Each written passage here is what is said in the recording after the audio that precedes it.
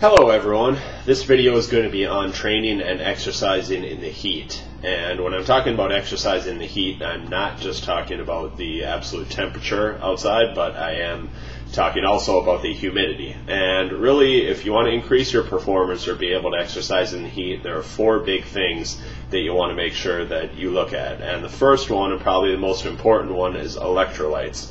And when I say electrolytes, I am not just talking about sodium. You've probably seen some people that'll actually use like salt sticks and things like that, and do not use that. You would actually be better off probably carrying around a bag of pretzels, because you would at least get some carbs with that salt if you're going to adopt that strategy. But really, when you're talking about electrolytes, you're talking about four different things. So you're not only talking about the sodium, but you're also talking about potassium, magnesium, and calcium. And you have to be getting those four things in. Otherwise, you're going to have some imbalance in regards to the electrolytes in your body and what you're actually losing through sweat.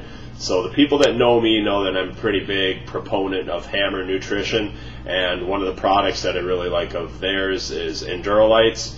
You can get it either in capsule form or powder form. If you get powder, you can just add it to your water bottles or add it to whatever solution you'd be taking in, Accelerate or Sustained Energy, Perpetuum Heat, whatever it might be for your calorie replacement drink. You can add it to that or just add it to water. If you're taking in the capsules, usually look at probably 2 to 4 an hour. I would say for larger people you can have as much as 4 to 6 an hour.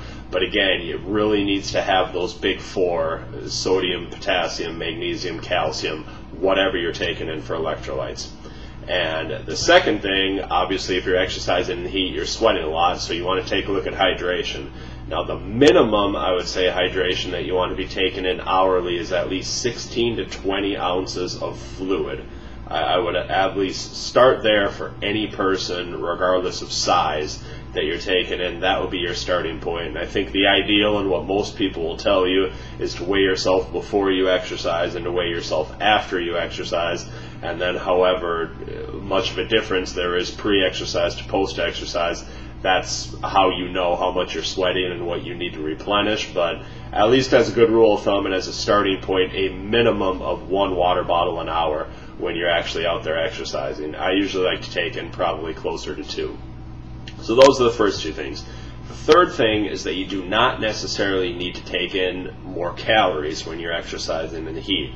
A calorie burn through heat and a calorie burn through the intensity of exercise are two different things.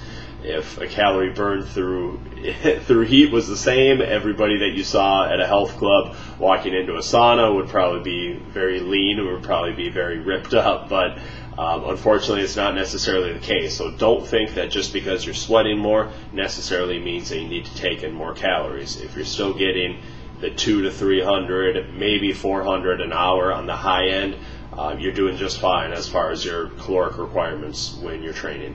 And the fourth thing would be you have to be aware of cardiovascular drift. And when I say cardiovascular drift, what I mean is that your heart rate goes up as you exercise longer in the heat.